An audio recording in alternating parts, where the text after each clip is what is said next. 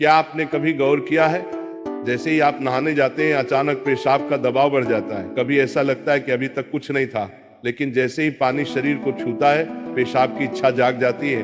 क्या ये बस एक संयोग है या इसके पीछे कोई खास वजह छुपी है? जिंदगी में कोई भी घटना बस यूं ही नहीं होती, हर छोटी छोटी चीज के पीछे कोई ना कोई वजह होती है।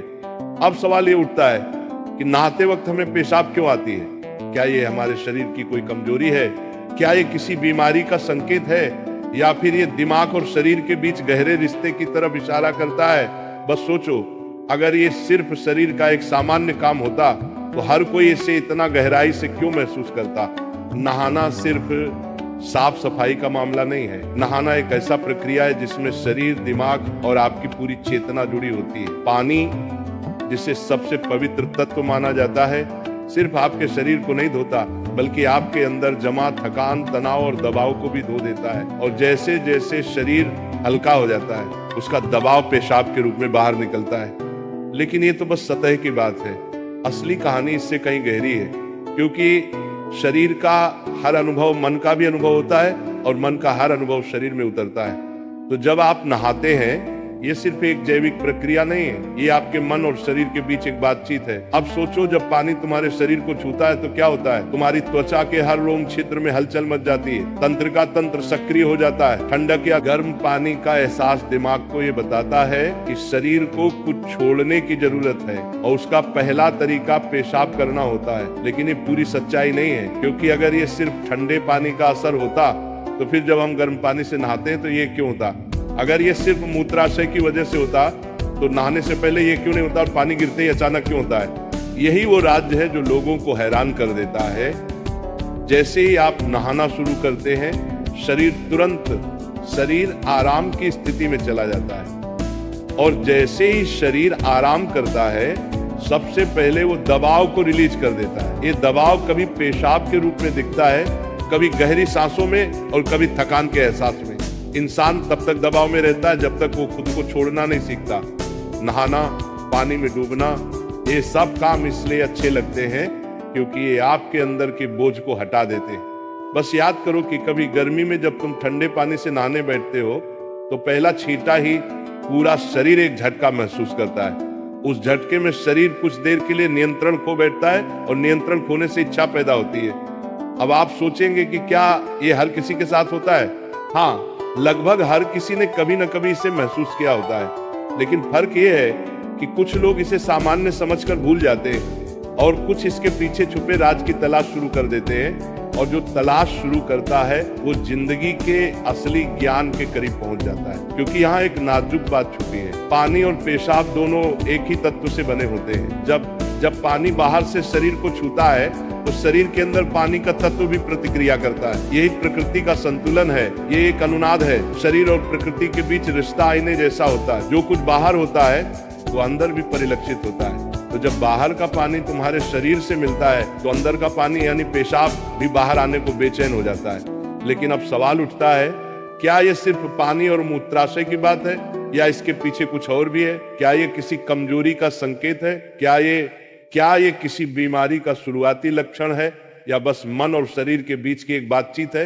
यहीं से हमारी यात्रा शुरू होती है, शरीर के विज्ञान से लेकर आध्यात्मिक दृष्टि तक। क्योंकि अगर हम इसे बिना समझे सामान्य कहकर नजरअंदाज कर देंगे तो हम जीवन के एक बहुत बड़े संकेत को खो देंगे। तो चलिए अब इस रहस्य को और गहराई से समझते हैं। हर बार जब तुम कुछ छोड़ते हो, कुछ रिहा करते हो, तो वो तुम्हारे बोझ से आजादी देता है। लेकिन ध्यान रखना, ये सफर आसान नहीं होगा, क्योंकि जो दिखता है वो सच नहीं होता और जो नहीं दिखता वो गहरा सच होता है। लेकिन सवाल यह है कि ऐसा क्यों होता है कि कुछ लोग इसे ज्यादा महसूस करते हैं और कुछ कम?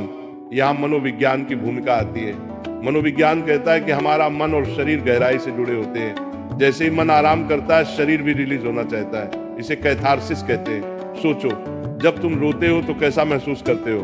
पहले तो भारीपन होता है, लेकिन रोने के बाद हल्कापन महसूस होता है। बिल्कुल ऐसा ही होता है, पेशाब आने में भी ऐसा होता है। ये एक तरह की साफ सफाई है, और नहाना भी ऐसी ही एक प्रक्रिया है जो आराम और तरोताजगी दोनों को जगाती है। इंसान लगातार दबावों के नीचे रहता है, तनाव, इच्छाएं, डर, गुस्सा, चाहते सब अंदर जमा रहते हैं। जब आप नहाते हैं तो पानी सिर्फ शरीर को नहीं धोता, ये आपके दबावों को भी पिघलाता है। और जैसे ही दबाव कम होता है, शरीर से छोटे छोटे रिहाई के संकेत पहले निकलते हैं। मतलब पेशाब आने की इच्छा सिर्फ जैविक नहीं है बल्कि मनोवैज्ञानिक भी है। ये इस बात की निशानी है कि जैसे ही आप आराम में, शरीर राहत चाहता है। पानी सिर्फ शरीर को साफ नहीं करता, ये आपके अवचेतन तक पहुंचता है, क्योंकि पानी का अस्तित्व बहुत गहरा है।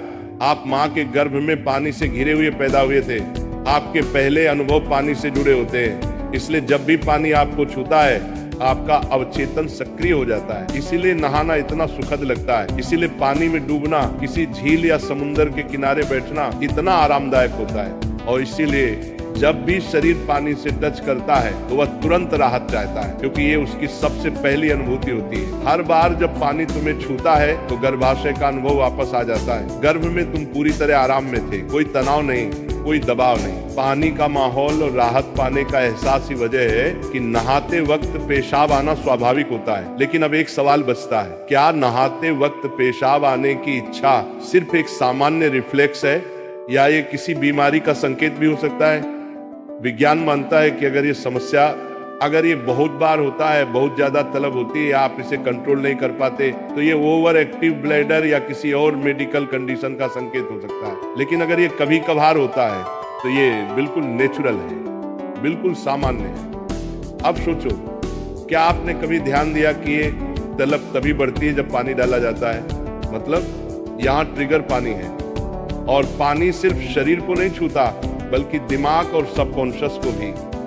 तो असली सवाल ये है कि क्या आप इसे बस एक प्रॉब्लम मानकर नजरअंदाज कर देंगे या इसे एक संकेत के रूप में लेंगे कि दोनों शरीर और मन को आराम चाहिए, हल्कापन चाहिए, आजादी चाहिए।